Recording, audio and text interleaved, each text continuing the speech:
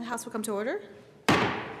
Today's Pledge of Allegiance is by Jaylene DeCasas from Arupa Jesuit High School in Denver. Please join me for the pledge. I pledge allegiance to the flag of the United States of America and to the republic for which it stands, one nation, under God, indivisible, and liberty with justice for all.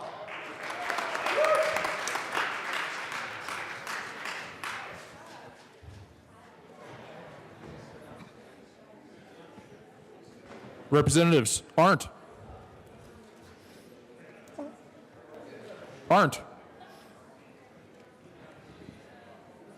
Excused.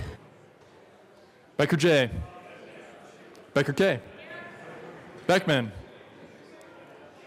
Benavides. Bridges. Buck. Buckner. Carver. Carver. Excused. Representative Carver is present. Representative Carver is present. Catlin. Coleman. Covarrubias. Danielson. Escar. Everett.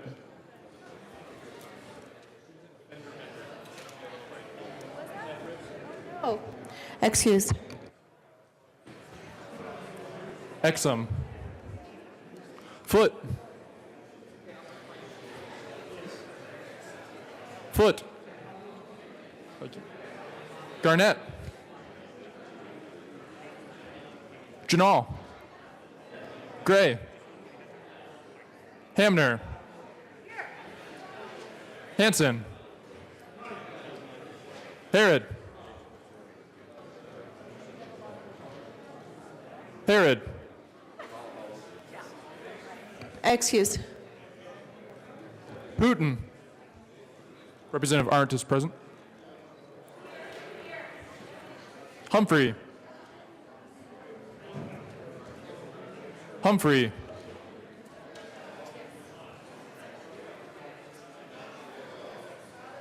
Excused. Jackson.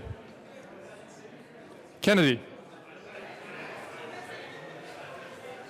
Kraft Tharp. Landgraf.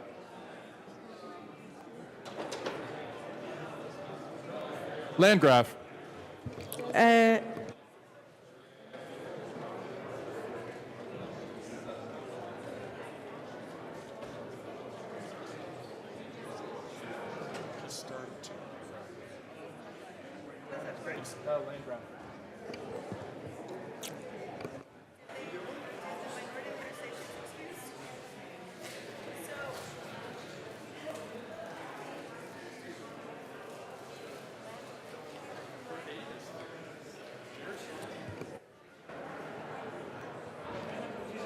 So is Representative Landgraf supposed to be excused? Minority Leader Neville.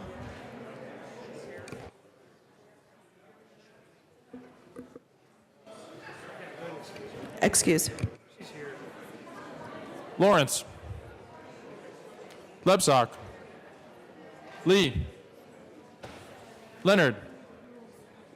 Lewis.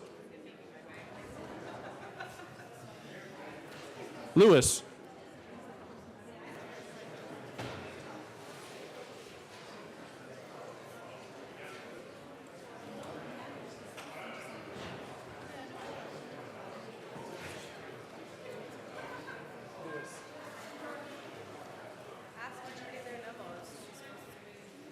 Lewis.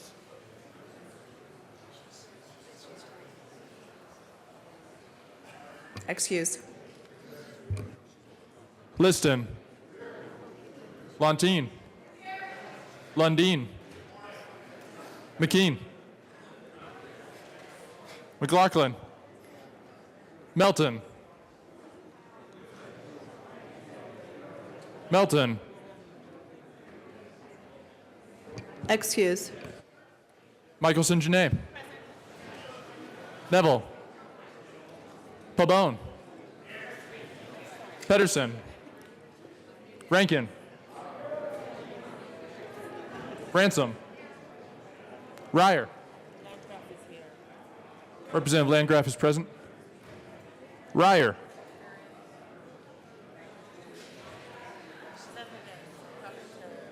Oh, thank you. She has to answer. Is she present? Okay, she's there. Thank you. Roberts. Rosenthal. You guys get me? Sane. Representative Humphrey is present. Salazar. Salazar.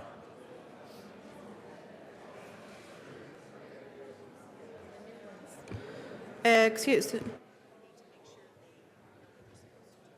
Sandridge. Sias. Singer. Thurlow. Valdez. Van Winkle. Weissman. Willett. Williams. Wilson. Winter. Representative Harrod is present. Wist. Young. Madam Speaker. Present.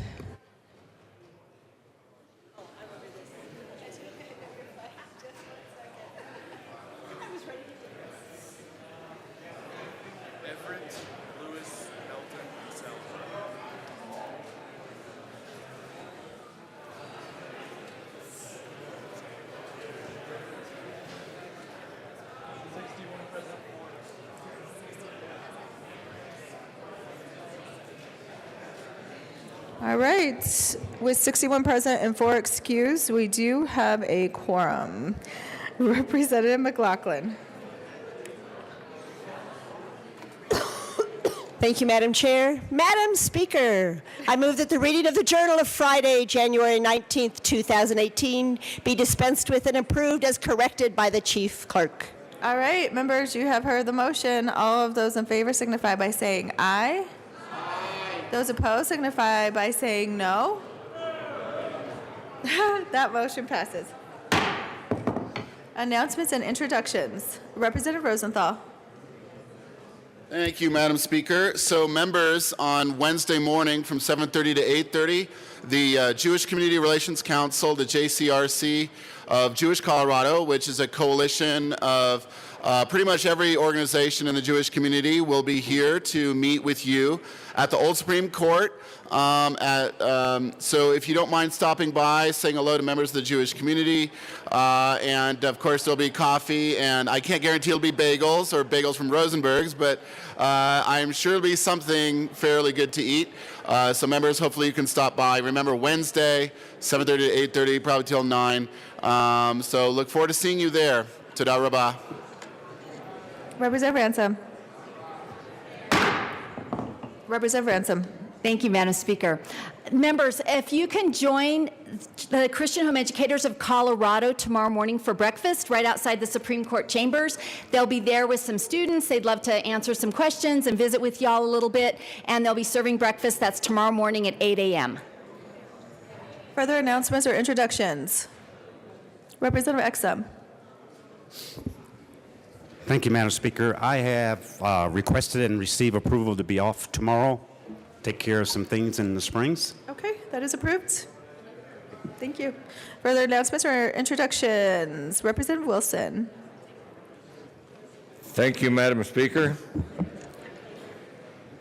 Members, the final update from the sale. In this chamber, as I indicated, the right outraised the left, but the good news is the House outraised the Senate. So we put them to shame, and on Friday night, we purchased a steer for $9,500 that Caden Franklin of Meeker, Colorado showed at the stock sale. So congratulations to all of you, and congratulations to Caden Franklin, the recipient. Also, just a heads up on next year. You know, the Denver Rustler thing goes over so well, and everyone, you know, every Hold on one counterfeit second, cowboy and Representative Wilson. cowgirl in the state of Colorado is there. Goodness, I finally broke it. I'm gonna need a new gavel. Members, we have announcements and introductions. Please pay attention to Representative Wilson. Thank you, Madam Speaker. I was disrupted by the noise behind me there for a while. I knew it was just a matter of time. Since the Denver Rustlers have become so popular and counterfeit cowgirls and cowboys from across the state of Colorado participate, we're thinking about doing the same thing on the stock sale, having a cowboy caucus. So stay tuned for that on joining the cowboy caucus. Also on your desk is the update on the Capital Commission on our Bible study. That will take place in the basement, 7:15 to 8:45.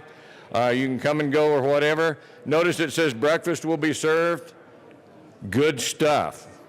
Good stuff there. So good stuff for your body and your soul both. We invite all of you to be there. Thank you. Representative Liston.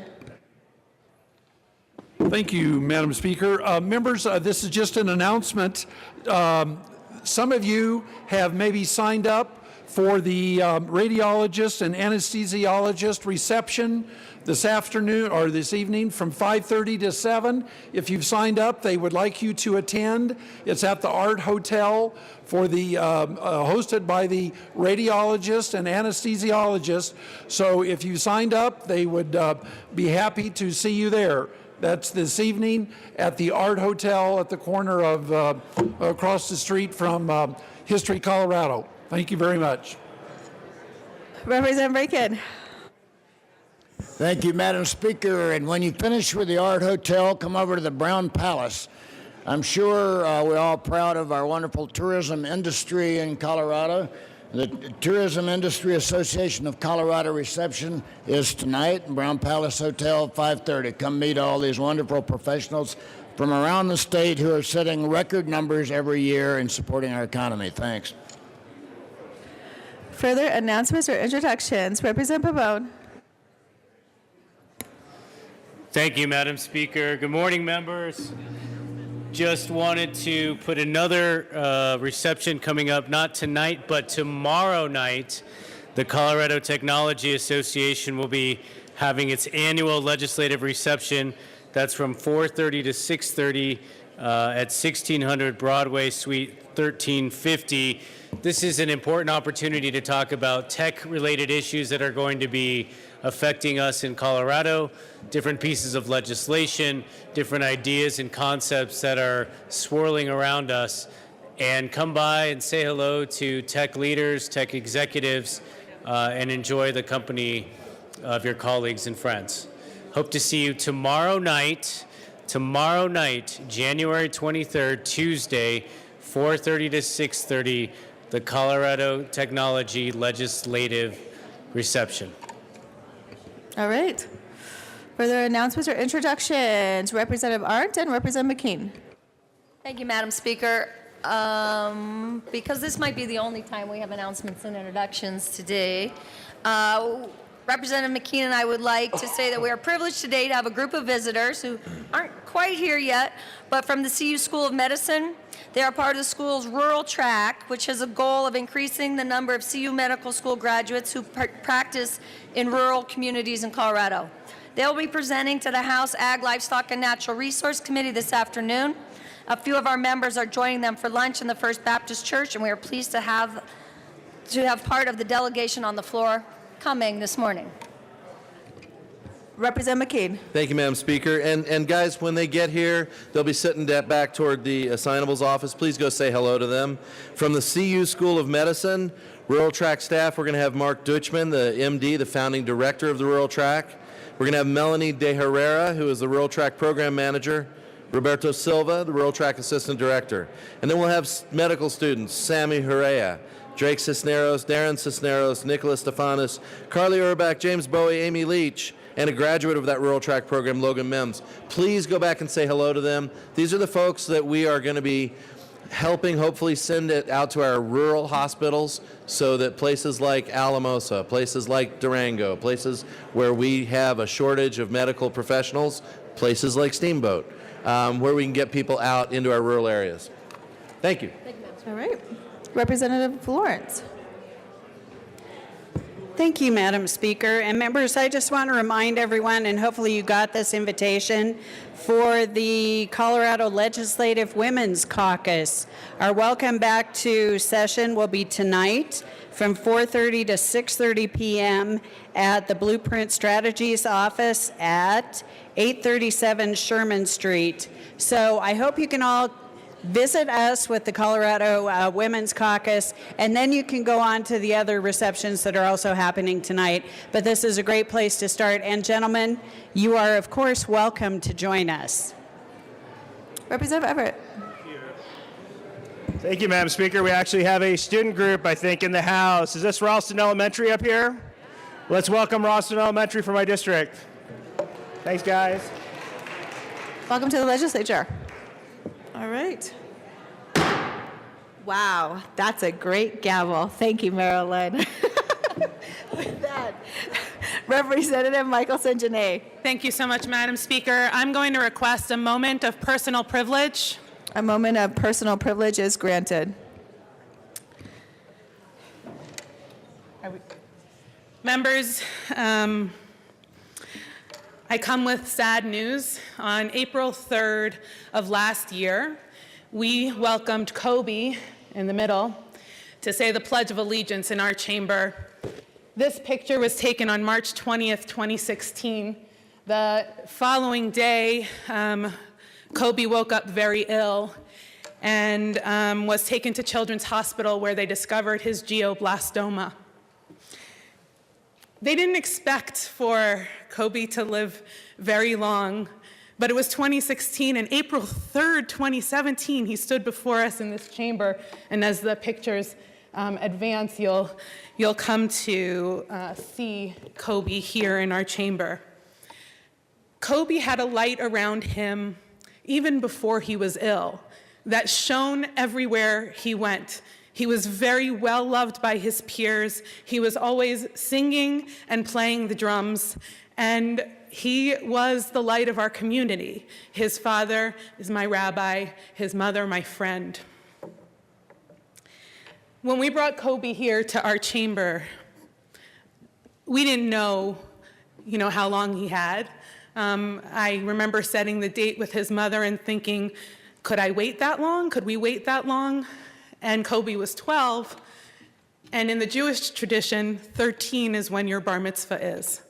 Kobe made it to 13, and he celebrated his bar mitzvah in December. And the community rallied around him. I was looking, was a picture on Facebook that I couldn't find where they lifted him up in the chair like you see at Jewish weddings. They do that at Jewish bar and bat mitzvahs too.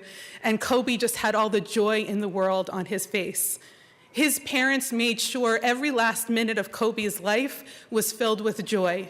He sang a concert at Red Rocks because that was Kobe's dream. His favorite song, Hallelujah. Now, he liked the Leonard Cohen version, but it was the word hallelujah that really encompassed this kid who loved to be at synagogue.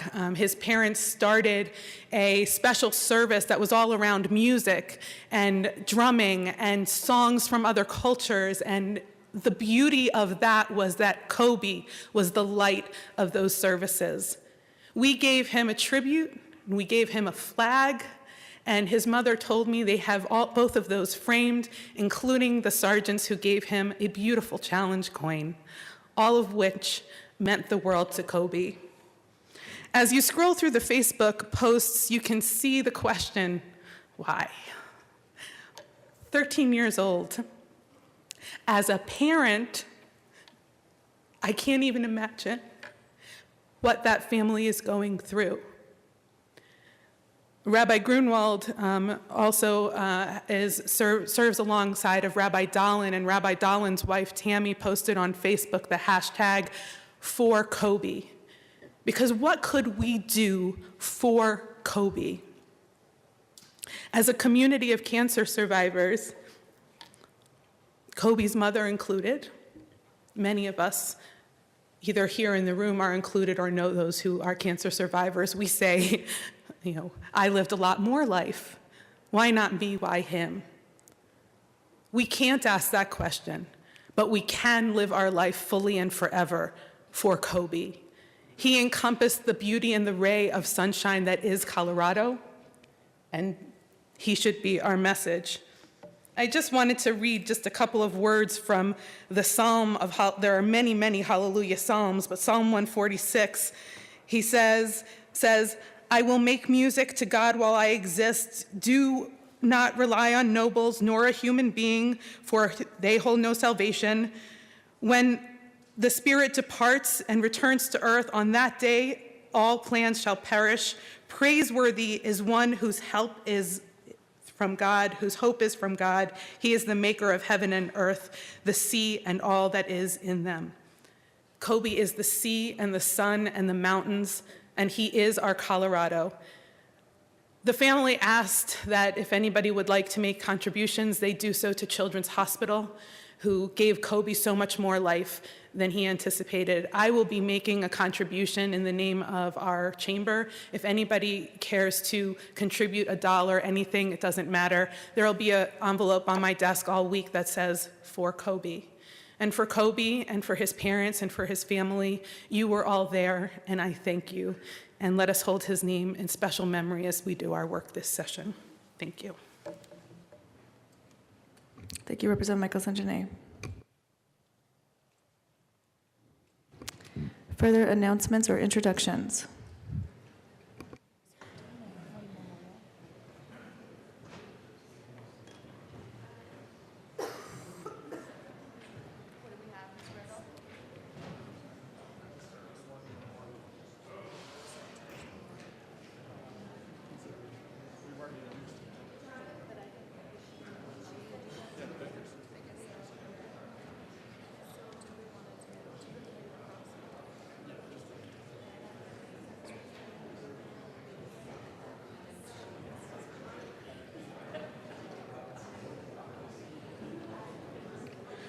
All right, seeing no further announcements or introductions, the next item on the calendar is consideration of memorial.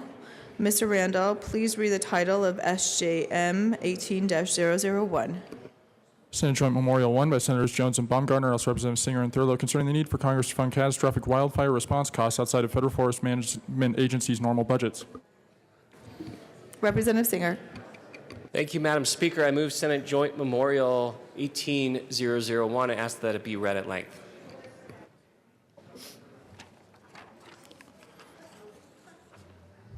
Whereas there are about 24 million acres of forests and woodlands in Colorado, of which more than 2/3 are managed by the federal government.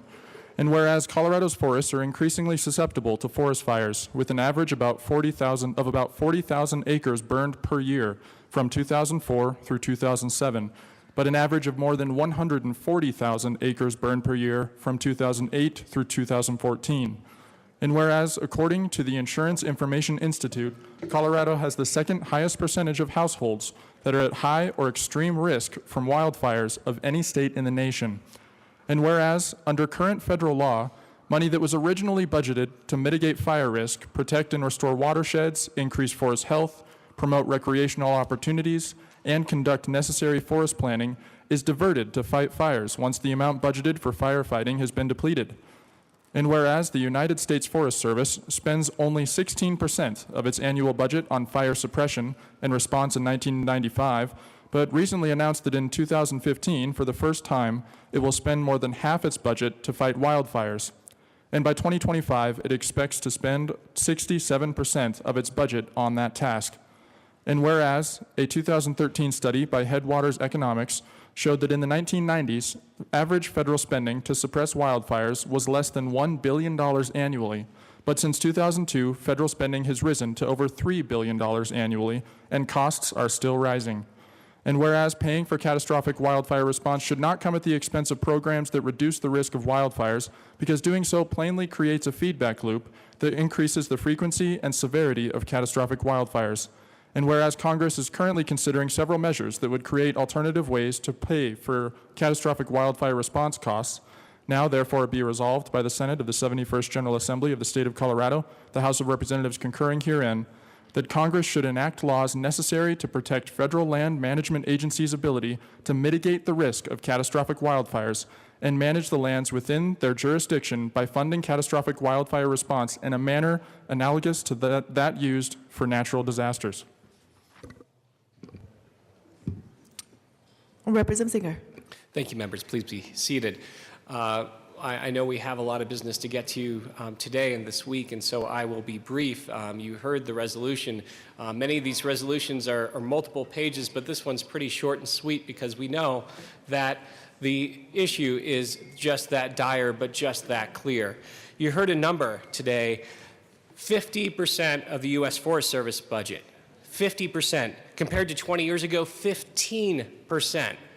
We know that extreme weather events are changing the face of our nation and changing the face of our state. This doesn't just affect our tourist industry and homeowners, but literally the lives of hundreds and thousands of people in Colorado and nationwide. The fire season now is 78 days longer than it was 10 years ago.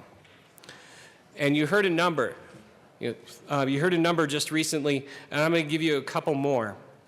Just from the Hayman, Waldo, and Black Forest fires, we saw $1.2 billion in property damage.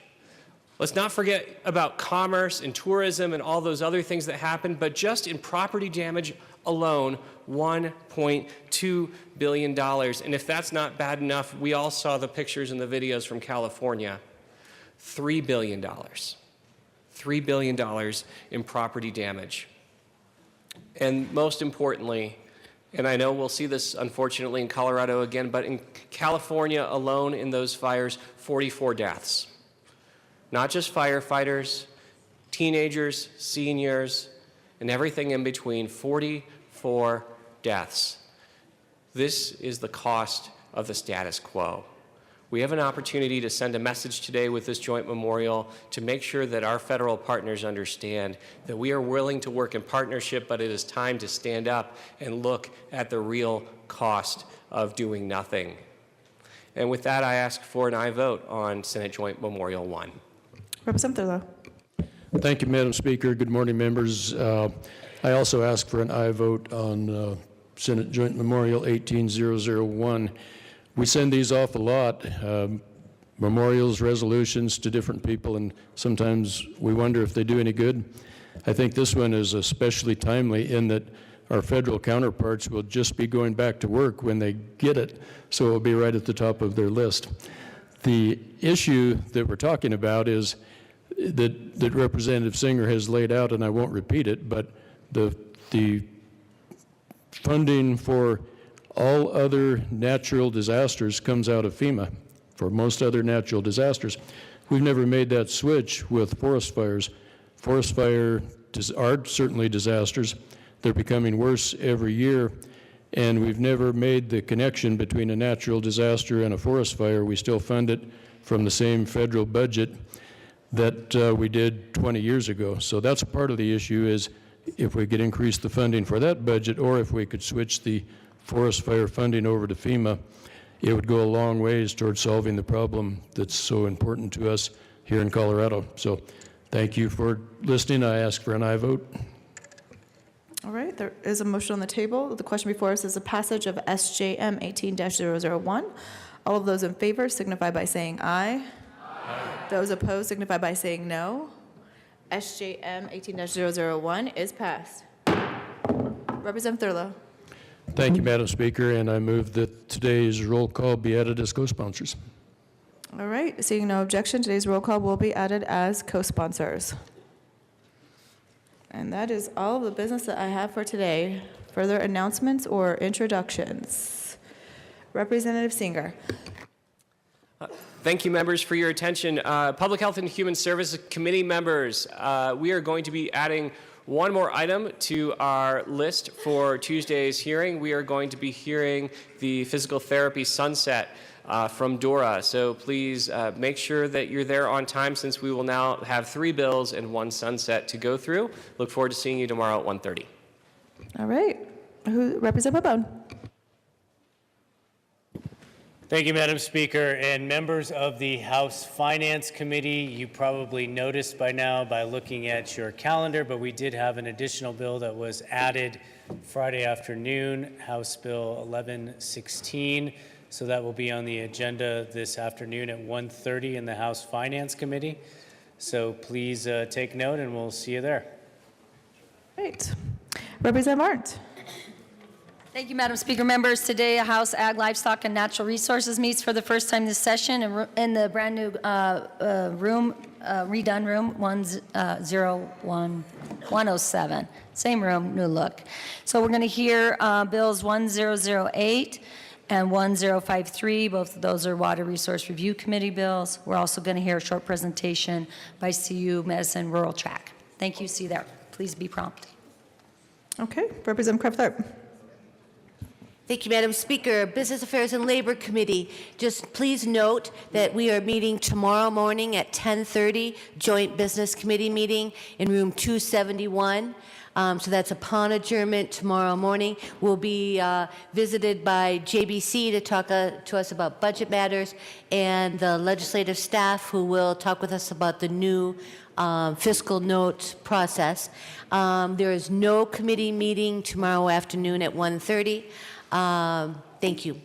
Oh, and then Thursday, please note 1:45 field trip at Comcast. Thank you. Representative Janal. Thank you, Madam Speaker. And just a reminder to Health Insurance and Environment Committee for tomorrow. We will have a short presentation by the Colorado Health Institute, followed by one bill, and that is House Bill 1032 by Representative Kennedy and Thurlow. So see you then. Okay, further announcements or introductions? Seeing no further announcements or introductions, Madam Majority Leader Becker. Thank you, Madam Speaker. The House, I move that the House stand in recess till 1 o'clock today. Seeing no objection, the House will stand in recess until 1 p.m. today.